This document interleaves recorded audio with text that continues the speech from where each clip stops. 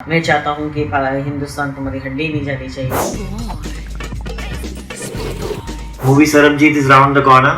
Sarabjit's sister Dalbir Kaur is in town. Spot boy met Dalbir for a quick chat. Ma'am बताइए, कभी भी आपको ऐसे लगा कि सरबजीत पर एक फिल्म बनेगी? हाँ, जैसा कि सरबजीत अभी पकड़ा हुआ था, हम तभी चाहते थे कि इसकी एक फिल्म बने और जिससे दुनिया को पता चले कि एक बेकसूर के साथ वहाँ पर क्या हो रहा है, हमदर्दी मिले और सरबजीत की रिहाई हो। लेकिन बदकिस्मती से ऐसा नहीं हुआ। और जब सरबजीत की हत्या के बाद लोगों ने काफ़ी यहाँ से लोग गए थे जिन्होंने अप्रोच किया था कि हम फिल्म बनाना चाहते हैं। मैं भी जल्दी से कोई फैसला नहीं ले पाई थी। उन दिनों में सुभाष घई से बात होने की वजह से वे बनाना चाह रहे थे, उनसे बात संपर्क में थी मेरा। बाद में जब पता चला कि वो किसी कारणवश बिजी हैं तो उमंग जी ने जब बताया कि हम फिल्म बनाना चाहते हैं तो मैंने भी सोचा कि जल्दी से ये बन जाए, क्योंकि हिंदुस्तानी थोड़ी पुरानी बात हो जाए तो भूल जाते हैं। तो अच्छा लगा कि संदीप और उमंग ने मिलकर इसको बनाया और अच्छे तरीके से प्रयास किया कि लोगों के सामने। तो पहला कंसर्न क्या था, कौन दलबीर का रोल कौन करेगा? आपको ऐसा लग रहा था कि किस पर्टिकुलर हीरोइन को करना चाहिए? सरबजीत का रोल कौन करेगा? हाँ, सरबजीत के रोल के लिए जैसा कि सरबजीत के बेटियां दोनों चाहती थी कि रणदीप हुड्डा हो, उनमें पंजाबी लुक भी होगा, वे हरियाणवी भी हैं और कुछ काट की वजह से भी उन्हें ठीक लग रहा था, तो उनकी ये सिफारिश थी। तो रणदीप ने रोल किया, अच्छे से ईमानदारी से किया। उसमें सच में लगा कि वे अपने रोल के अंदर खो गया और अच्छे से निभा पाया। सरबजीत ही नजर आ रहा था उसमें। और हीरोइन को लेकर मैं सिर्फ इतना ही चाहती थी कि जो भी हो कोई, लेकिन एक बहुत अच्छे किरदार से निभा पाए, लोगों को पता चले कि हाँ जो, क्योंकि सरबजीत कहानी एक ऐसी है कि जो सारी दुनिया पहले से ही जानती है, अपने आप में भी एक महत्व रखती है, उससे लोग परिचित हैं। तो उसे देखना भी लोग इसीलिए चाहते हैं कि हम देख सकें कि वाकई में सरबजीत के साथ क्या हुआ था। तो लगता है कि ऐश्वर्या ने ईमानदारी से रोल किया। कितनी पिक्चरें देखी थी ऐश्वर्या राय की? हाँ, मैंने जितनी भी फिल्में देखी उसे देखकर कई बार हुआ कि मैं इसे बार बार देखूं, लेकिन देवदास मैंने बहुत बार देखी, शायद मैं गिनती भी ना मुझे याद हो। और मुझे ऐश्वर्या और खासकर जो जया बच्चन है, ये मेरी फेवरेट रही हैं। तो जिस परिवार के साथ भी अब जुड़ी हैं और उनका अपना कद काठ भी है, तो मुझे उनकी फिल्में और उनका रोल देखना बहुत अच्छा है। सरबजीत के साथ उस दिन क्या हुआ था एग्जैक्टली, आप अगर उसको दोहरा सकें? हाँ, जैसा कि क्या हुआ एग्जैक्टली, आपको पता कैसे चला?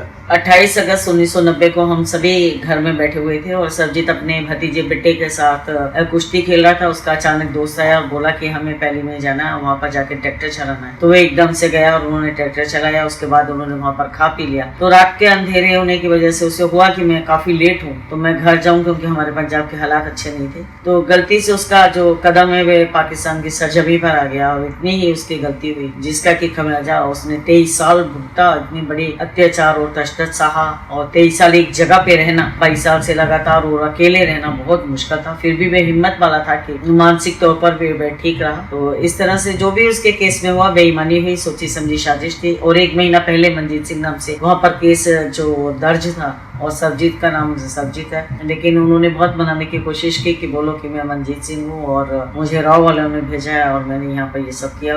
उसका कोई चश्मदीद गवाह भी नहीं था। जो उन्होंने एक चश्मदीद गवाह बनाया था वो भी एक व्यक्ति ने बाद में इनकी पोल खोली कि मैंने दबाव के नीचे आकर सरकारी वकील और पुलिस के कहने पर झूठी गवाही दी है। मैंने नहीं देखा और ना ही मैं से जानता हूँ कि ये मनजीत सिंह है कि सरबजीत है। उसे पछतावा भी हुआ, उसके विरुद्ध हो गया। हाँ। फिर आप को पता कब चला? कितने दिन आपने ढूंढा उसको? 9 महीने तक हम सरबजीत के बारे में इधर उधर पता लेते रहे और बहुत जगह पर आना जाना। और कभी पंडित से हम टेबा बनाते थे, गुरुद्वारा साहब में ग्रंथी से पूछते थे, मौलवियों से पूछते थे, रिश्तेदारों भाई बहनों जहाँ भी पता लगता हम वहीं जाते थे। यहाँ तक कि मैं कुछ हमारे जो वहाँ पर सिंहों के संगठन है उनके पास भी मैं चली गई थी पूछने के लिए हिम्मत करके कि कहीं आपके पास ना सरबजीत आ गया हो, आप न ले आए हो। तो पता चला कि उन्होंने नहीं लिया। 9 महीने के बाद सरबजीत की चिट्ठी आई, तब हमें पता चला कि सरबजीत पाकिस्तान में पकड़ा गया और उसको मनजीत सिंह नाम से उन्होंने केस डाला। फिर मैं नरसिम्हा राव जी के पास जाता और वहाँ के उस समय के राष्ट्रपति और जो हमारे गृह मंत्री थे सबसे मेरा संपर्क रहा, लेकिन जो मदद मुझे चाहिए थी, जो सरबजीत को मदद चाहिए थी, वो नहीं।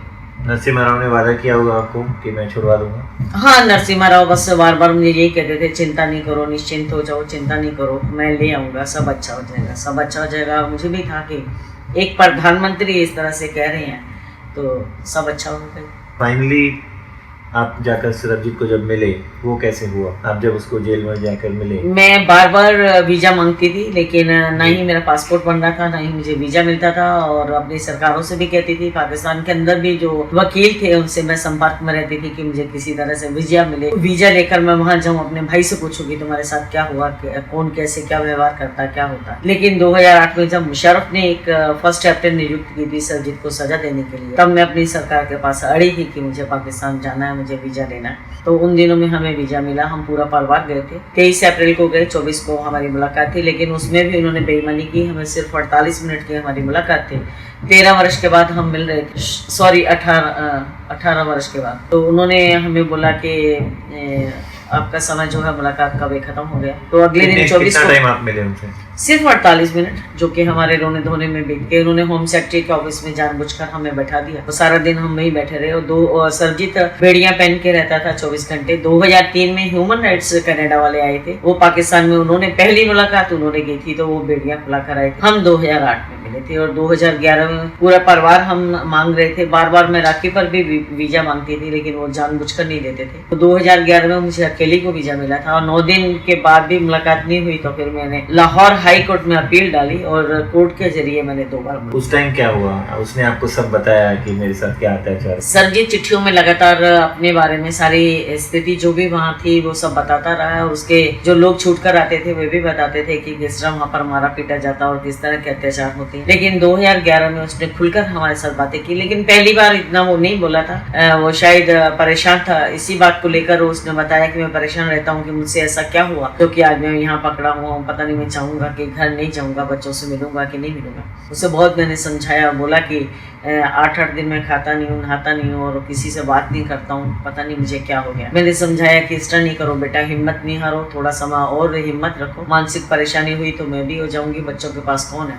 फिर अगली मुलाकात में मैं जब गई थी तो वो थोड़ा धैर्य में था। उसे उम्मीद थी कि मेरी बहन जो कह रही है तो शायद मैं छूट कर चले जाऊंगा। तो उस समय थोड़ी उसकी हालत ठीक थी, लेकिन उसने बहुत बताया कि किस तरह से नाखून खींचते थे, किस तरह उल्टा लटका कर मारते थे, किस तरह से करंट और ये सिगरेट लगाकर जलाना, और किस तरह पानी न देना, और किस तरह उसे गाली गलोच का सामना करना पड़ता। रोज उन लोगों को गालियां मिलती थी और वो हर बात पर बोल देते थे, बाहर निकाल कर पीटेंगे, अंदर आकर पीटेंगे, तुम्हारी हड्डी ना जाए। जेलर बोलता था, मैं चाहता हूँ कि हिंदुस्तान तुम्हारी हड्डी नहीं जानी चाहिए। और बाद में बोलने लगे, लोगों से धमकियां देने लगे कि हमारा अफजल मार दिया और तुम यहाँ पर जिंदा बैठे हो, हमने छुरियां मंगा ली हैं, ये मंगा लिया, हमारी ऊपर तक अप्रोच है, हम तुम्हें मारेंगे। तो वही हुआ। आप उसको मिले थे तो if I am not wrong Sarabjit के बदन पर कपड़े भी नहीं थे, उन्होंने कपड़े पहनना छोड़ दिया था। हाँ, जैसा कि सरजीत को वो बोल रहा था कि हमें साबुन नहीं देते हैं, पानी नहीं देते हैं, और बहुत मैं जैसा परेशान रहता हूँ, और कपड़े जो है उनके उसमें से कई बार बदबू भी आती थी। 3-3, 4-4 महीने साबुन मांगते मांगते उनके निकल जाते थे, उन्हें मिलते नहीं थे। और बाल भी वो बोल रहा था इस तरह से हमारे हो जाते हैं जैसे कि एक तार बन गई हो। और कब अंडर गारमेंट्स और जो कुर्ते वगैरह और जो थे वो मैं खुद लेकर भी गई थी, और मैंने ह्यूमन राइट्स वालों के हाथ भी भेजे थे, शेख साहब के हाथों भी भेजे थे कि बच्चा कम से कम कुछ कपड़े तो साफ पहन सके। वहाँ पर खाने को लेकर जो मिलता है वो एकदम से पानी जैसी दाल होती है, उसमें उबाल कर उसे दे देते हैं, नमक सिर्फ डाला होता है और कुछ नहीं होता है। उसकी वजह से वो बोल रहा था कि हम लोगों के मुँह का स्वाद भी खराब हो गया, और हमें पता भी नहीं कि आजकल किसी दाल सब्जी का स्वाद होता भी कैसे। फाइनली लास्ट डे पे जब उनको हैंग किया गया तो आप कहाँ थे उस वक्त, और एग्जैक्टली क्या दशा थी? Sorry to ask you this question. जैसा कि मैं पहले गई थी, उन दिनों में विदेश मंत्री से मिली थी और सबसे मिलकर मैंने बोला था कि मैं दिल्ली थी। उनको बोला कि सरजीत बता रहा है कि इस तरह से मेरे पर खतरा मंडरा रहा है, मुझे बार बार धमकियां मिल रही है, तो सरजीत के बचाव के लिए कुछ किया जाए। तो दिल्ली से अभी मैं पंजाब वापस ही आई थी, तो 25 की रात में वापस आई थी। तो 26 को आते ही मुझे पाकिस्तान से ही दोपहर के टाइम एक फ़ोन आया था महमूद खालिद का, जो रिपोर्टर है वहाँ पर। उन्होंने बताया था कि सरजीत के ऊपर जेल के अंदर हमला हो गया। उसके बाद मैंने जब न्यूज़ चैनल देखे तो ABP सबसे पहले मैंने देखा, तो उस पर न्यूज़ आ रही थी। उसके बाद फिर जब हम गए वहाँ पे 26 को हमला हुआ, 28 को हम जाते हैं तो, लेकिन मैंने जाते ही देख लिया था सरबजीत नहीं था। लेकिन उन्होंने हिंदुस्तानी भड़क नहीं जाए, इनकी भावनाएं ना भड़क जाए, उन्होंने झूठ बोलकर वहाँ पर इलाज के लिए रखा और उसे लेकर पहले दूसरे अस्पतालों में वे जाते रहे कि इसे भर्ती कर लिया जाए, लेकिन कोई माना नहीं। फिर उन्होंने सरकारी हॉस्पिटल जो जिना जिस पर उनकी हुकूमत भी चलती होगी वहाँ पर उन्होंने रखकर हमारी आंखों में धूल झोंका कि हम इलाज अच्छे से करा रहे हैं, लेकिन उसके बावजूद ये बचे। Let's go back to the film. Imagine कीजिए अगर सुभाष घाई ने बनाई होती और सोनाक्षी सिन्हा होती तो कैसा रहता? नहीं, सोनाक्षी भी जैसा कि अपने हर फिल्म में बहुत अच्छा किरदार निभाती हैं, वो भी अच्छे ईमानदारी से निभा पाती। और हर जो हीरो हीरोइन है उन सबका अपना एक मुकाम है, अपनी एक हैसियत है। जो भी इस रोल को करता मैं समझती हूँ कि ईमानदारी से अच्छे से निभा। फिल्म आपने देख ली है और कुछ चेंजेस आपको चाहिए इसमें? फिल्म अभी मैंने देखी नहीं है, लेकिन मैंने इच्छा अपनी जाहिर की है कि मुझे ये फिल्म दिखाई जाए, ताकि हमारे रेपुटेशन का सवाल है और देश की सुरक्षा व्यवस्था का भी है। और खासकर जो मैं चाहती हूँ कि जो सरबजीत की सच्चाई है वो सबके सामने आए, तो इसलिए मैं इसे पहले देखना चाहूँगी और अगर कुछ मुझे महसूस हुआ तो उसे ज़रूर बदला जाए। Thank you very much Dalbir ji, thank you so much for being on spot.